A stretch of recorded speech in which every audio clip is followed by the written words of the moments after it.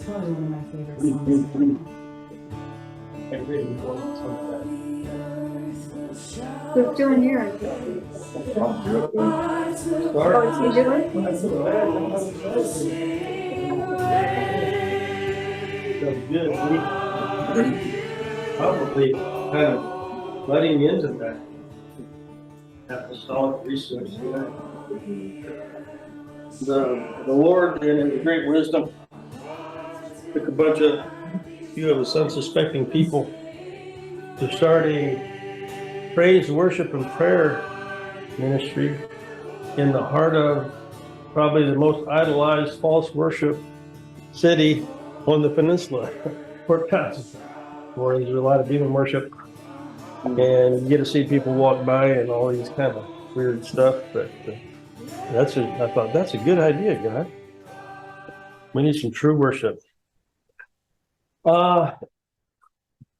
Yeah, we just barely scratched the surface in ours, so it's like, I don't know, we just got started and the bell went off and we had to quit. But the bottom line is everybody's free to do whatever they want. So is there any questions?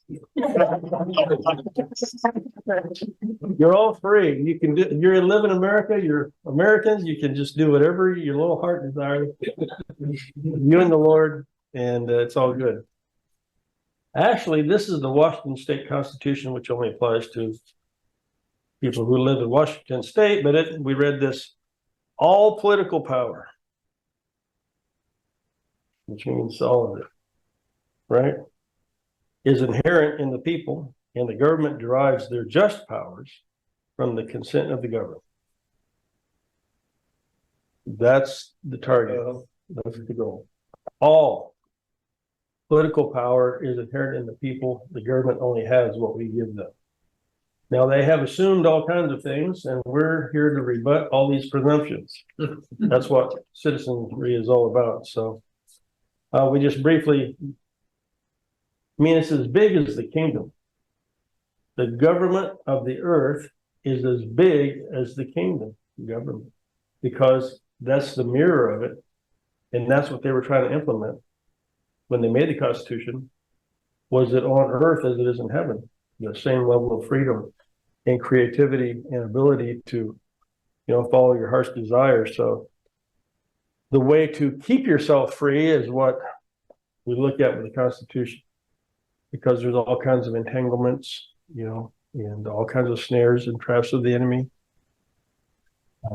both spiritual and physical. But I would like to read one thing out of this little book, which everybody gets. A little thin book like mine, but it will in your mind and make you rethink everything and what you think about. What is it? For America, the law. The law. Frederick Bastiat. And there's copies for sale downstairs, right? They might be gone by now. I have a few more at home, but you can get it online. It's not very much, but it is powerful, powerful, powerful. But I'd just like to read everyone an excerpt out of this, because that's what we're talking about. We're talking about the law. We're talking about the laws of the kingdom, which translate into the laws of the natural, because all just law comes from God, right? Okay, so it's talking about we have individual rights. Everybody knows this intrinsically. We have individual freedom and gifts from God. It's ours. We possess that, right? We all have rights. And the collective right of a nation is based on individual rights. It's just a collection of individuals. So the collective right to protect yourself, your life, liberty, property, and then governments are instituted to collectively protect your life, liberty, and property. But on that basis, government cannot do anything other than what an individual can do. Same authority, same structure. So if I said, I want to give Brenda some money, so I'm going to take it from you so I can give Brenda money because I'm a generous person. You would say, wait a minute. If you want to give her your money, go ahead. Don't give her my money, right? Because individually, that's yours, right? is my honey. Yeah, no, yeah, if I was talking about Tim, now it's a different story. But you see that, right? Yeah.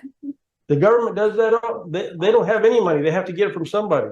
And then they give it to all these other people. Well, you automatically know, well, that wouldn't work if you were an individual, so why should it work with a collective Yeah. of individuals? And so that's where we're at today. But here's talking about the collective right and the individual right to protect life, liberty, and property. Okay, so the same principles apply to the common force that is nothing more than the organized combination of the individual forces. Okay, so if this is true, nothing then can be more evident than this. The law is the organization of the natural right of lawful defense. It is the substitution of a common force for individual forces. The common force being army, police, whatever. And this common force is to do only what the individual forces have a natural and lawful right to do. Wouldn't that change things? To protect persons, liberties, and properties, to maintain the right of each person, and to cause justice to reign over all. That's what the law is. And that's what the law is in our nation. But it's been so covered, so hidden, so warped that we can hardly recognize it in a lot of areas. And everybody knows something's wrong, but how do we change it? So we looked at briefly, some of the answers for that, and we can't really go into them here, but what I would like to know now is if anybody got anything out of that sparked a different way they could look at their situation in their individual life for implementing your freedom.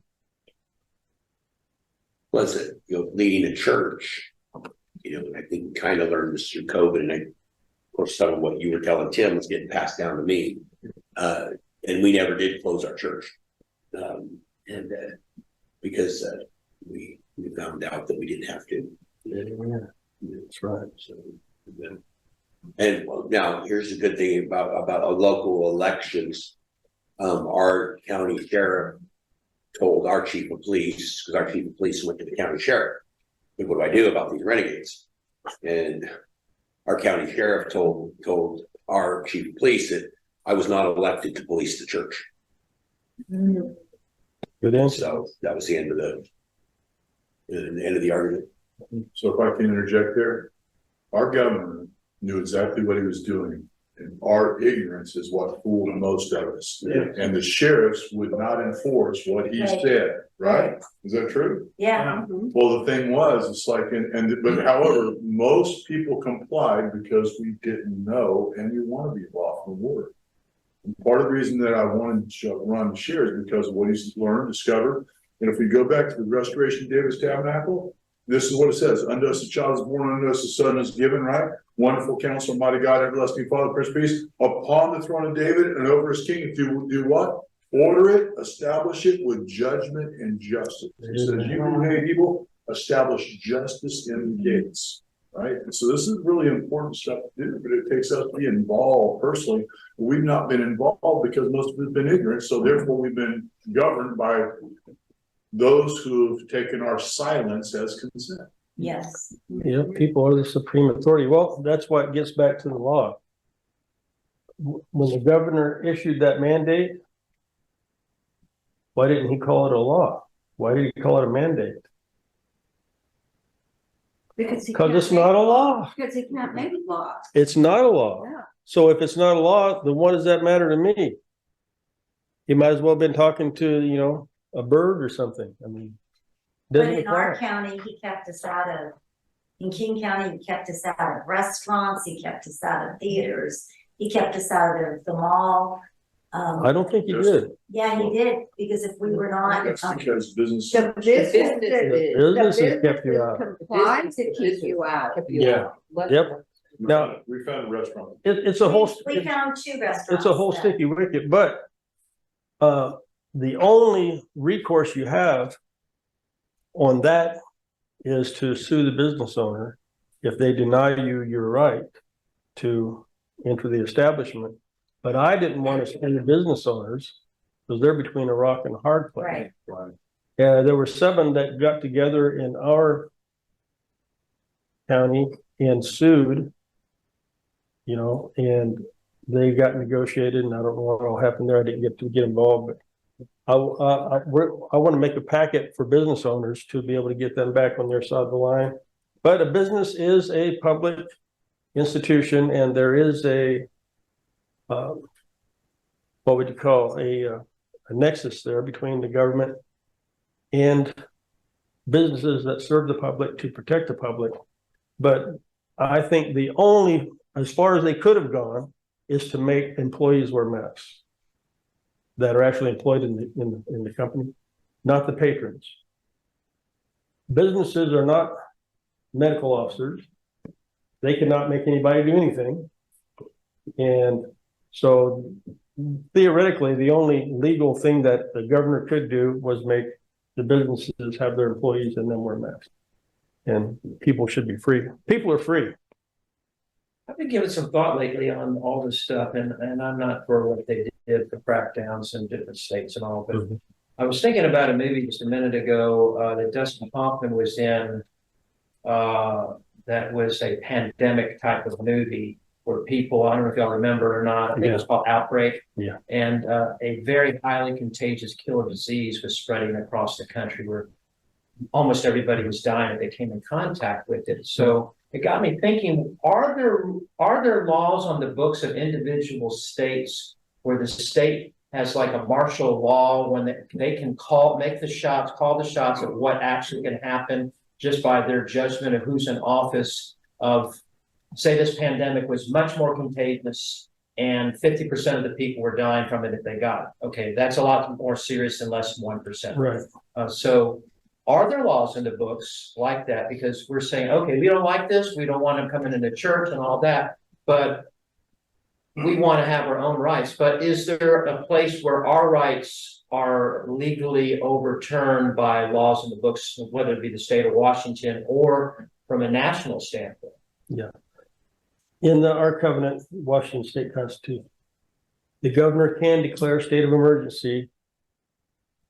That is a national emergency. And he has that power to declare emergency for 30 days. And then after that, the legislature decides it. Your elected officials decide it, whether it's a national emergency or whether it should go on or whatever. They didn't do that. They chickened out and they just let it ride. And I was there at the Capitol watching them do all of this. Yeah. They just. They failed. Nobody stood up. Lack of leadership is the biggest thing. But even in that situation, especially if you know, like I think COVID was just a precursor. I think they're going to come with a bigger one and even harder. They were seeing how far they could push things. Right. But we the people, all political power. Well, okay, so how do we implement? That's the big question. Yeah. Because we have it. We already have it. They only have what we tell them. We're going to have to learn about righteous civil disobedience. And we are under a mandate to resist unjust and unlawful actions of any elected official. So I got some really good notes, but the thing that I learned the most is that you need to write us a manual how to do a private membership association. Right. There's a lot of good material already. A lot of good. That's what we need something that I follow, Right. because I'm not like you. I don't know all these things at the top of my head. I could find the person who's put together the best bulletproof package and share that. But yeah, it's based on individual liberty. And you can make any contract you want to make with whoever you want to make it. And yeah, it's all out of their jurisdiction. Jurisdiction is a big one, and due process. You learn those two things. But that's on the business side. The main thrust of the book that I wrote, Freedom to Worship, is on the individual side of you individually in your sphere, maintaining complete freedom to do whatever the Lord lays on your heart without restriction, without governance. He's your government. And without interference from state actors acting under color of law, not real law. Agencies. Okay, this is the biggest difference that people confuse in our state. The biggest confusion right now. Agencies are not government. Although they run, what, 90% of the activity of our state. Even the state patrol is an agency. They're not actual police power. They're an agency. You can believe that. Sheriffs are constitutional, they're elected. But agencies are not government, so you can't view them as government. That's where people go, well, the government's doing this, the government's doing that. It ain't the government. It's agencies acting under color of law. They're quasi-governmental, and you just have to learn about how to deal with agencies, which is why I wrote the book. It's a whole separate thing. The government isn't causing problems. Our government is basically operating constitutionally. They know the lines. They go right up to the line. They know where the lines are at. And we have to trust that, and we have to trust our covenant and know it. You know, I didn't read section 32. It says, I mean, we got a beautiful constitution in America. I mean, in our state. Where is it? That's amendment 32. Here it is. Convict labor. Yes. No, it's on page 44. I'm thinking.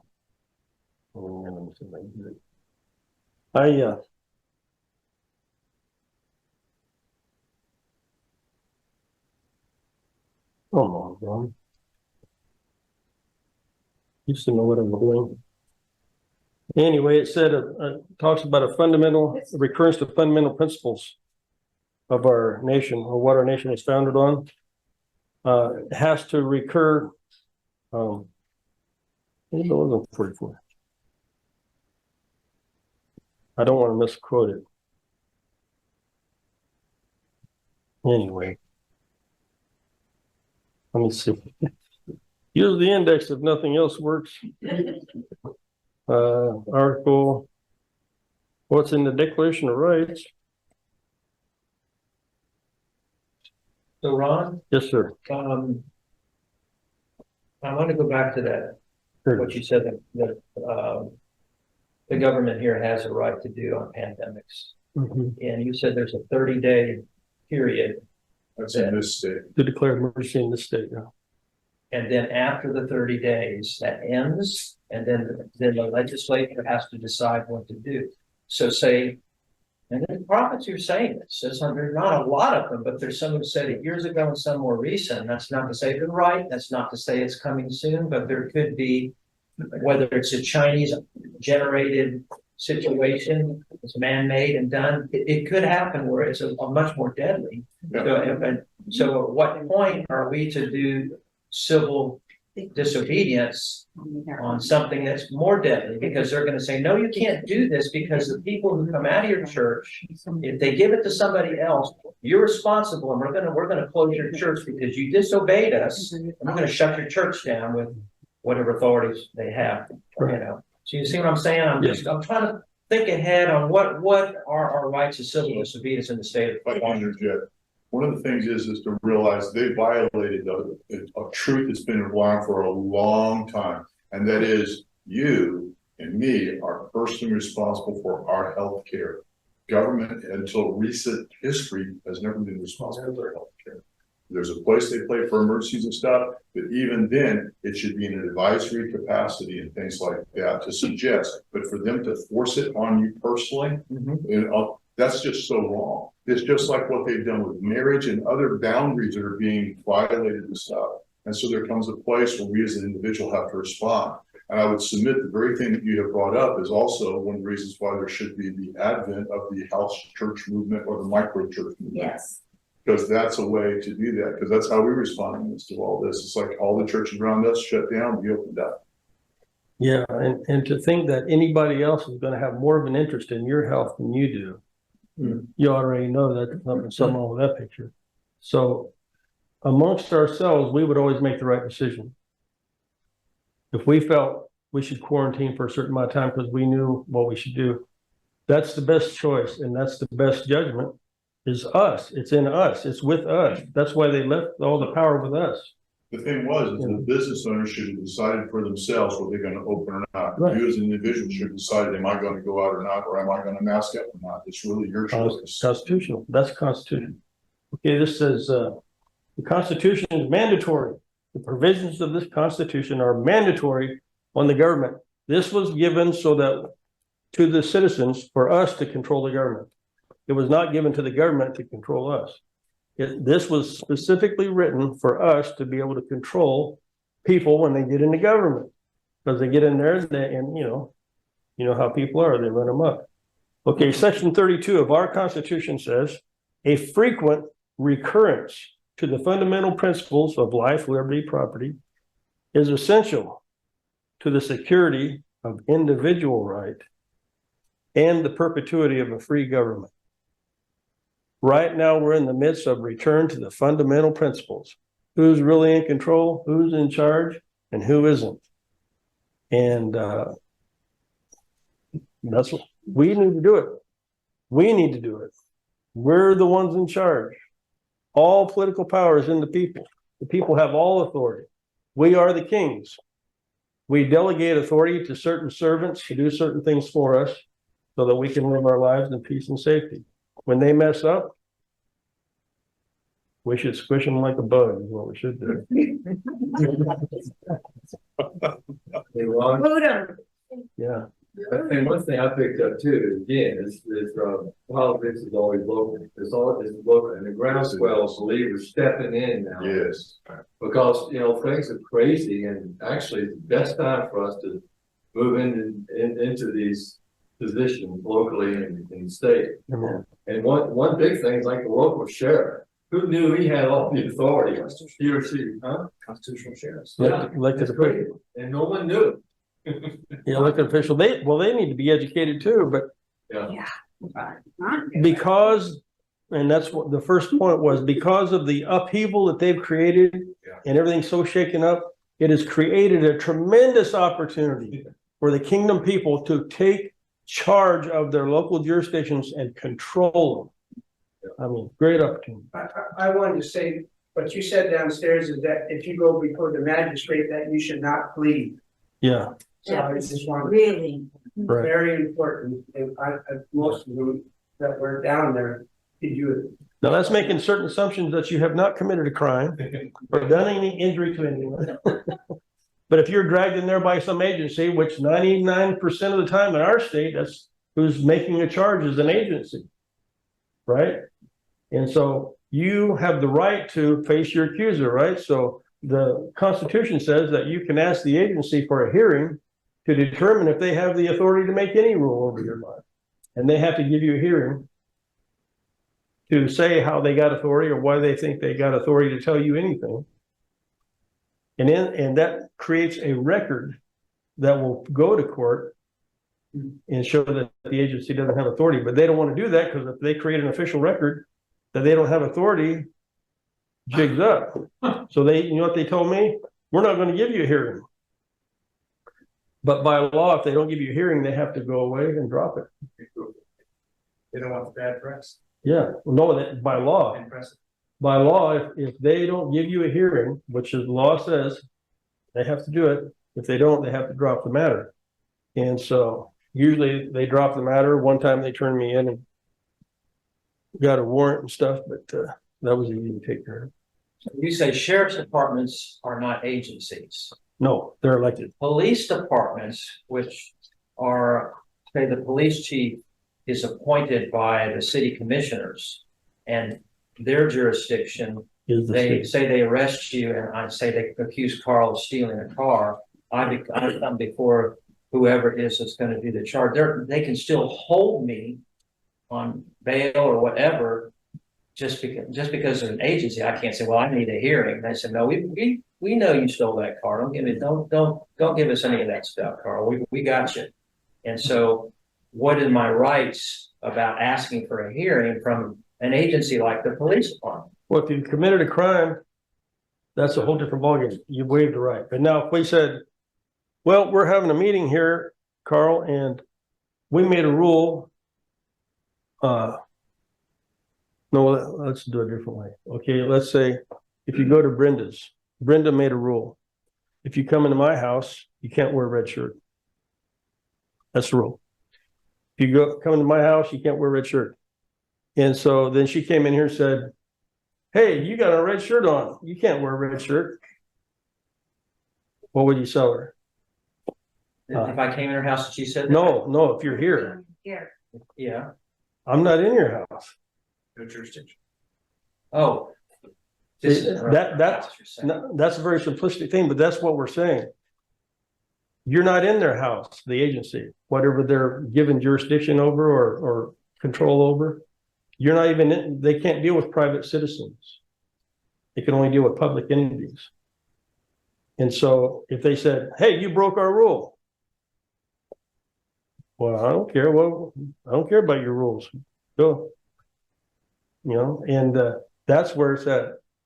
You know, if they try to come in here and enforce the rules of over at their place, you would say, I'm not at your place, I'm over here.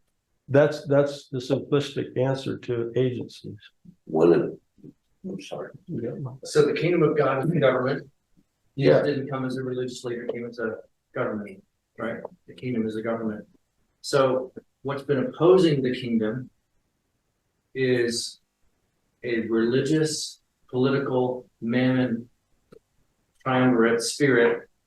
And it's been throughout opposing the kingdom of God from Genesis to Revelation and today. Right. So how do we as KLI, and from a spiritual standpoint, yes, the training, the tutelage, the information, the practical stuff we can learn and discuss, but at a higher level, what's controlling the church right now is this religious political spirit and the pressure campaign of that forces people to just submit, and they're agreeing with things that they shouldn't be agreeing with. Right. So Jesus didn't come to oppose physical governments rendered to Caesar and all kind of stuff, but he said the kingdom of God, his government is advancing, the government's on his shoulders. So how do we, from a spiritual standpoint, understanding, I think Virginia made a comment about, and some of us understand the three power structures in the world that control everything. And that's Washington, D.C., England, or London, and Rome, right? The three, religious, political, and money. So those three things are what's opposing the kingdom of God from us advancing. So do you have any comment on that in terms of how do we address that beyond what you're teaching here, but in the church, and how do we understand that we have to go first against the spirits that are operating that empower that to happen, and then once we break that off and we're not underneath that, breaking covenants with things we've agreed to and operating in God's kingdom government, now we're in a position to have those things enforced. Right. Yeah, that's a much bigger picture. And they have all kinds of little webs they're weaving. Has nothing to do with me, and theoretically, really, who's ever been president. Because if it ever affected my life, I couldn't tell it. I just do what I do.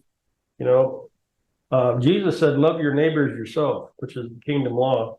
Neighbor is a different word for the person who's nearby. All fundamental, powerful jurisdiction is local. What the Vatican's doing, and a lot of our group gets caught up in the World Health Organization. Excuse me. I said, forget those guys. You wouldn't even know that if you didn't get on the internet. It don't have nothing to do with your life. Tell them shut up and go away. Just you know, it has nothing to do with anything. They can get as stupid as they want to get. It has nothing to do with me. If They we take that as a challenge. if we take over our local areas, Yeah, if we take over our local areas, which is where the jurisdiction lies, if they try to come into our area, now see, we got a basis for dealing with them. I don't think they ever will. I think they're all blown, not much go. They need people, and if we don't agree in this country, you're free to do whatever you want to do, as long as you are a blessing and not hurting anyone. You're never free to do the wrong thing. There is no such thing as freedom to do the wrong thing. I don't care if it's legal. You can't kill babies. That's unlawful, you know. Yeah, but you're always free to do the right thing. You have complete freedom of conscience. The church can't be told anything by governmental agencies in this nation. We do what we want. And embracing that freedom and then standing for it for each other and standing in that freedom together, I mean, that's where the strength is at, and that's what we're working to empower. It's on a local level. It's on the people that you're connected with. And that's why KLI is important and powerful. You know? So you have something like on the website so that when the situation probably will occur again, you know, people can go somewhere, get some of that information so the church can be strengthened. I mean, yeah, we started that in our book, and it probably needs to be updated. But here's the first one on an individual level. Now, I'm mostly speaking individuals. If any agency says anything to you about anything, tell them, I don't know who you are, send it to me in writing and I'll look at it. If it's not in writing, it doesn't matter. Anything that anybody says is irrelevant in a court of law. It's what you can prove and what's on paper. So you say, converse with me. Like I put in my house, built a nice house, put in my own septic system and everything. And they got a new compliance officer. I had the other one trained, but they got out. They got this new person. And they said, we are going to give you the opportunity to voluntarily comply because you didn't get a permit for your septic. And I said, as there's no law requiring me to do that, no, thank you. Bye. One sentence. Haven't heard from them since. Only do it by mail, by paper, on the record, you know. And the higher ups know that she probably took to the higher up and they said, oh, don't bother with that guy. He's not complying. So have them do everything, contact you by paper. And then if you need any help, it's mostly common sense, but if you need help, I'll be glad to help anybody. But know in your heart that you are completely free and completely protected in this country. We're in America, man. This isn't communist China, you know. Something I learned from Ron, and correct me if I'm wrong, but one of the biggest things I learned is when they do that and then you respond this way and you ask for a hearing on their part, the onus switches to them. They have to prove they have jurisdiction, whereas you're not you. Yeah. And so it puts them on the defensive. Totally. And they don't want to go on record because they know they're a paper tiger, you know. And but this once again, now this is talking about individual. You know, individually you have that. When you get into business or you get into church fellowship, it requires the understanding of the whole group, you know, to operate in that truth. And I've operated my ministry since 2004. I have not filed one report. I have not asked for one thing. I have not paid 1 cent in taxes, and I don't care what they think. Because I'm in the kingdom. I'm in a separate jurisdiction. But I operate lawfully and I operate righteously. But I just do what I want. And me and the Father talk about it. And it's worked. And now the IRS came in for a couple of years. They tried to find something, went over everything for a couple of years, and walked away with nothing. You know, you just tell them, hey, I don't make the rules, I just follow them. And you guys need to too, so shut up and go away. Don't do the taxes. Taxes, the federal taxes are voluntary, yes. There are constitutional taxes, and those are good, and I don't mind paying taxes. But in America, So income tax is not, it's voluntary, you're saying federal income tax? federal is, yeah.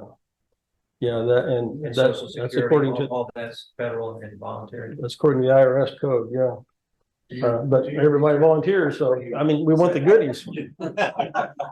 Well, you get a lot of goodies with it, you know, they make it pretty enticing. I mean, I got Social Security, I paid in the system, so I'm drawing out my Social Security. There's nothing wrong with that once you understand what you're doing and why, and you have that contract with them. And it's only limited. Or they say, are you a US citizen? Well, for the purposes of drawing Social Security, yeah.